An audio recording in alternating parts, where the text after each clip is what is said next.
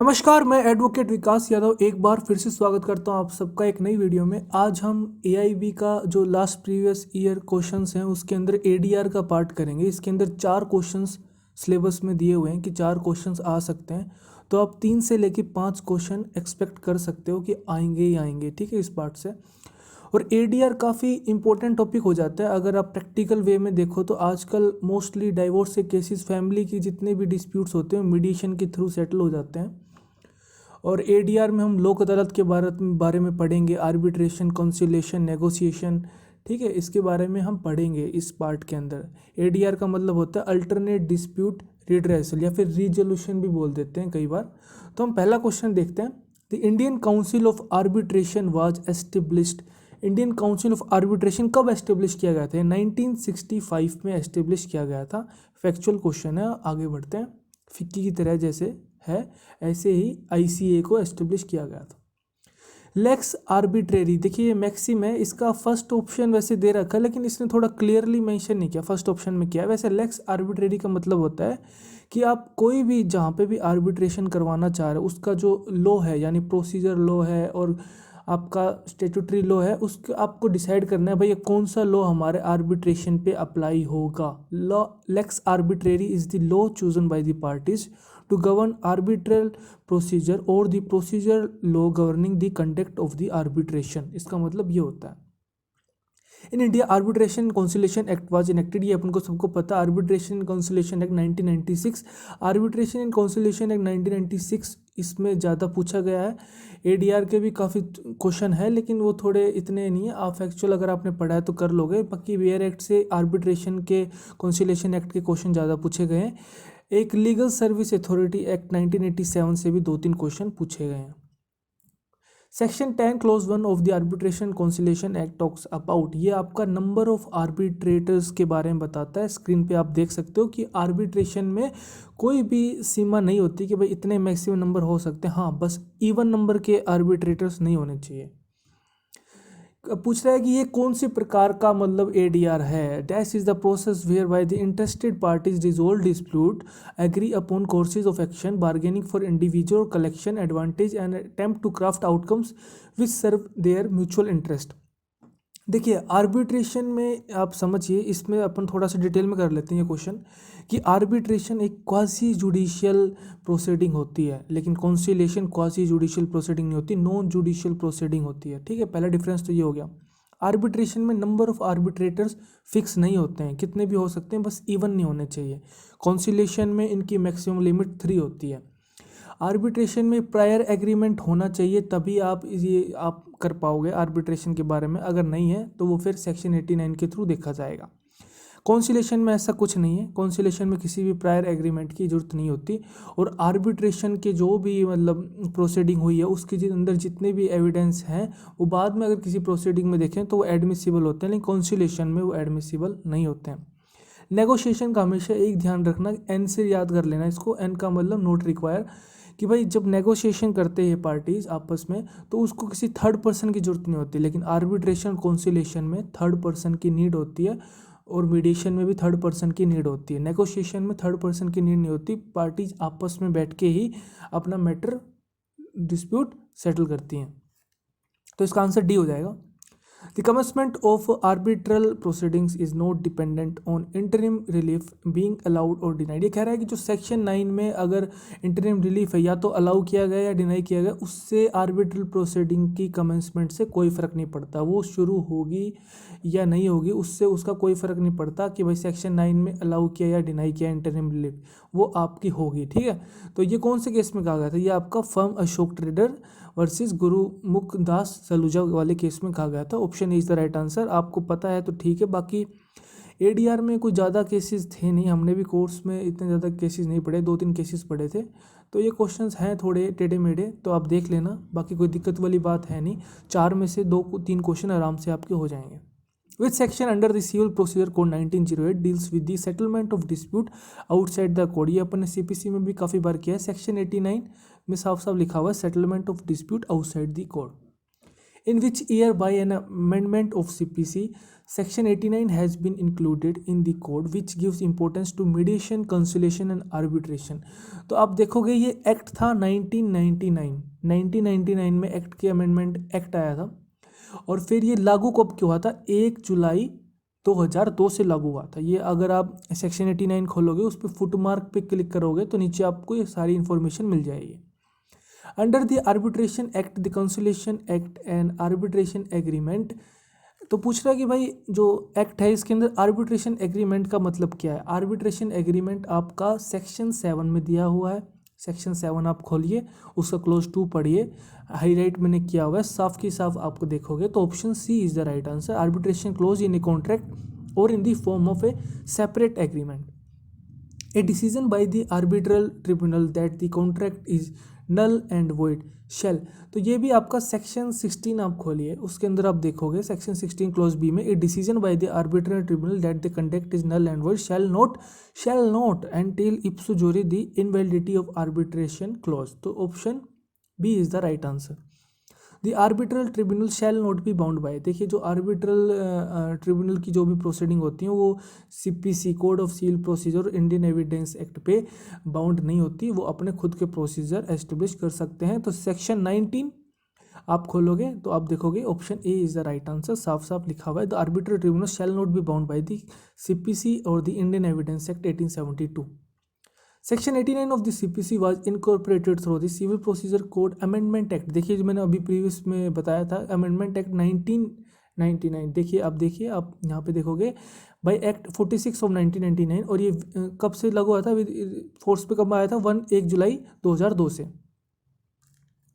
In which case the supreme Court held that part first of the arbitration conciliation act. Part first में arbitration की बात करी गई है, पार्ट सेकंड में कॉन्सिलेशन की बात करी गई। इंडेक्स खोलिए उस पर आप देखोगे पार्ट 1 आर्बिट्रेशन के लिए है, पार्ट 3 आपको कॉन्सिलेशन के लिए है, तो आप इंडेक्स से पता कर सकते हो।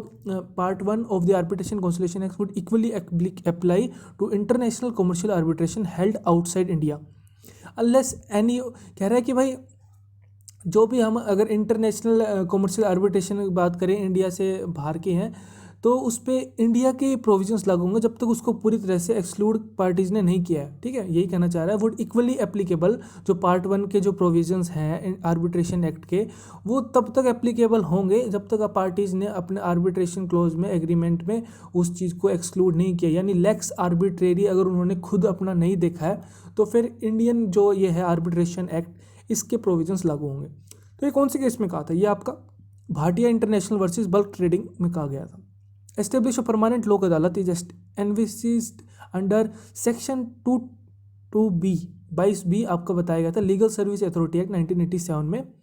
आप देखोगे तो आपको मिल जाएगा, साफ के साफ लिखा हुआ है स्क्रीन पे आप देख सकते हो। Establishment of permanent Lok Adalat in the judgment of the supreme court in Salem bar association versus union of India the supreme. देखिए ये एक सेक्शन 89 के बेस पे है कि भाई सेक्शन 89 को आपको कैसे एनफोर्स करना है, कैसे उसको फॉलो करना है। उसका एक पूरा प्रोसीजर होता है कि भाई पहले आप डिस्प्यूट देखिए, डिस्प्यूट में अगर रियल डिस्प्यूट है तो उसको कैरी ऑन करिए, फिर अगर आप ये देखिए कि मीडिएशन में भेजना है या काउंसिलेशन में भेजना है, कहाँ भेजना है, तो वो पूरा एक प्रोसीजर इस केस में बताया गया अच्छे से। तो ये कमेटी पूछ रहा है, ये आपका था जस्टिस जगन्नाथ राव के अंदर बताया गया था केस मैनेजमेंट फॉर्मूला के बारे में कि भाई कैसे इसको देखा जाएगा सेक्शन 89 को। The judgment in skews the delicate balance carefully crafted by model law and in section 34 between finality of arbitral awards on one hand and permissible judicial review on the other। तो कौन से case में कहा गया था कि भाई जो आर्बिट्रल अवार्ड है वो फाइनल है लेकिन आप उसके साथ साथ उसका जुडिशियल रिव्यू भी करवा सकते हो, ऐसी कोई दिक्कत वाली बात है नहीं। सेक्शन आप देखोगे तो ऑप्शन बी ONGC वर्सेस सो पाइप्स लिमिटेड में ये कहा गया था। The supreme court in which case held that irrespective of where the central management and control is exercised by a company is incorporated in India। ध्यान से देखिए, अगर जो कंपनी इंडिया में इनकॉर्पोरेटेड है उसका कंपनीज एक्ट के थ्रू रजिस्ट्रेशन इंडिया में हो रखा है तो वो भले ही कहीं और से अगर उसका मैनेजमेंट हो रहा है, ठीक है, इंडिया से बाहर हो रहा है तो इसका कोई मैटर फ़र्क नहीं पड़ेगा, चाहे कहीं से भी आप करो, उसका जो फॉरेन लॉ है वो लागू नहीं होगा। Can not choose the foreign law as the governing law of their arbitration, अगर इंडिया में उसका रजिस्ट्रेशन है तो फॉरेन लॉ चूज नहीं कर सकते। कौन से केस में कहा गया था? ये आपका TDM infrastructure versus UE development में कहा गया था कि सेंट्रल मैनेजमेंट और कंट्रोल अगर कंपनी का है, मतलब और भी कहीं इंडिया के अलावा, तो उसके बावजूद भी आप ये नहीं कर सकते अगर इंडिया में अगर कंपनी रजिस्टर हो रखी है। इस केस में ये कहा गया था। तो option A TDM infrastructure versus UE development India private limited. Which section of arbitration act 1996 permits that the parties to engage in conciliation process even while the arbitral proceedings are on। कौन से section में कहा गया था? Section 30 आप देखोगे तो उसमें सेटलमेंट के बारे में बताया गया है। आर्बिट्रल ट्रिब्यूनल मैंने हाईलाइट किया हुआ, arbitral tribunal may use mediation, conciliation or other procedures at any time during the arbitral proceeding to encourage settlement। तो ये बाउंड नहीं है कि भाई आर्बिट्रल प्रोसीडिंग शुरू होगी तो वो अब उसी से कंटिन्यू करेंगे। अगर लग रहा है उनको आर्बिट्रल ट्रिब्यूनल को कि भाई अब हम मीडिएशन, कॉन्सिलेशन या और भी कोई प्रोसीजर यूज कर सकते हैं तो वो कर सकते हैं आर्बिट्रल प्रोसीडिंग के दौरान। दी कॉन्सिलेशन प्रोसीडिंग में मैंने आपको बताया था जब मैं डिफरेंस बता रहा था आर्बिट्रेशन कॉन्सिलेशन का, इसके evidence can not be used as evidence in any judicial और arbitral proceeding. Option 4 is the right answer. Section 81 में साफ साफ लिखा हुआ है कोई भी बात मन से नहीं बनती है, हर बात कानून में दी हुई है। अगर आप उसको अच्छे से पूरे बेयर एक्ट को देखोगे तो कहीं ना कहीं हिंट पक्का मिलेगा, या तो डायरेक्ट मिलेगा या पक्का उसका हिंट जरूर मिलेगा। ठीक है, तो थोड़ा सा ध्यान से बेयर एक्ट को पढ़ोगे तो सारे आंसर आपको मिल जाएंगे mostly. Which is an incorrect statement. तो आर्बिट्रल अवार्ड हमें पता है कॉन्ट्रैक्ट नहीं होता, arbitral award must be in writing होता है। ठीक है, साइंड होते हैं दोनों पार्टीज़ के द्वारा। And arbitral award included and interim award हो सकता है। ठीक है जी, तो option first is the incorrect statement, तो हमारा वो आंसर हो जाएगा। सेक्शन 31 देखोगे तो उसके अंदर बताया गया है कि भाई आर्बिट्रल अवार्ड के बारे में। The present arbitration conciliation act is based on, ये आपका यूनिसिट्रल कह सकते हैं। ठीक है, तो ये काफ़ी बड़ी वो थी। इसके अंदर आप देखोगे इसकी फुल फॉर्म देखोगे, United nation commission of international trade law 1985 के बेस पे हमने वहाँ के जो भी जितनी गाइडलाइंस थी उसको देखते हुए हमने अपना खुद का आर्बिट्रेशन कॉन्सिलेशन एक्ट 1996 बनाया। देखिए जितने भी जो इंटरनेशनल जो भी बनते हैं कानून, इंटरनेशनल कानून को देख के, जैसे UN को देख के, कोई भी हम पूरी ट्रीटी वगैरह को देख के बनाते हैं, तो जैसे हमारा यूनाइटेड नेशन ह्यूमन राइट्स का बनाया था हमने एक एक्ट, तो वो हमने यूनाइटेड नेशन ह्यूमन राइट्स को देख के बनाया। ठीक है, तो वो इंडिया ने अपना बनाया। ठीक है, ह्यूमन राइट्स का बारे में। तो ऐसे जैसे आपका इंफॉर्मेशन टेक्नोलॉजी एक्ट 2002 बना था, तो वो भी यूनिसिट्रल की गाइडलाइंस को देख के बनाया गया था। The provisions of the arbitration and conciliation act 1996 have to be interpreted being uninfluenced by the principle. कह रहा है कि भाई 1996 को आपको उसी के अकॉर्डिंग इंटरप्रेट करना है, ना कि 1942 के प्रोविजंस को देख के उससे इन्फ्लुएंस होकर कोई भी डिसीजन लेना है। कौन से केस में कहा गया था? केस कहा गया था Sundaram finance limited versus NEPC limited में कहा गया था। स्क्रीन पे आप देख सकते हो कि भाई ये आपका 1942 का कोई भी इन्फ्लुएंस नहीं होना चाहिए। The objective of the European union directive on mediation is, भाई किस लिए बनाया गया था? ठीक है, तो इसका आप देखोगे तो option D is the right answer कि भाई इंश्योरिंग बेटर एक्सेस टू, ठीक है भाई, अच्छे से सबको मिल पाए alternative dispute resolution in cross border commercial conflicts, कि भाई दो कंट्रीज़ के बीच में जो भी डिस्प्यूट्स हो रहा है उसको देखने के लिए बनाया गया था। In most EU member countries which of the following is the most visible form of ADR। सबसे ज़्यादा कौन सा ADR यूज़ होता है EU मेंबर कंट्रीज़ में? तो वो आपका आर्बिट्रेशन होता है। ठीक है, आर्बिट्रेशन देखिए यहाँ पे दिया हुआ है, तो आर्बिट्रेशन, ये फैक्चुअल क्वेश्चन है, वैसे डाटा बेस्ड क्वेश्चन है ना, तो आर्बिट्रेशन यहाँ पे मोस्टली यूज़ होता है। तो इसी के साथ ही अपना लास्ट क्वेश्चन है आज का, part 3 of arbitration and conciliation act 1996। Part 3 मैंने बताया आपको कॉन्सिलेशन के बारे में बताता है, पार्ट A आप 1 बताता है आपको प्रोसेस ऑफ आर्बिट्रेशन के बारे में, और पार्ट 2 बताता है आपको enforcement of foreign awards and New York and Geneva conventions के बारे में। तो इसी के साथ ही अपना पार्ट A हो गया कंप्लीट, एक पार्ट और बचा, उसके बाद ADR के पूरे क्वेश्चंस, प्रीवियस ईयर क्वेश्चंस हो जाएंगे। वीडियो अच्छा लगा वीडियो को लाइक करिए, खुश रहिए, मुस्कुराते रहिए, देश का ख्याल रखिए। जय हिंद।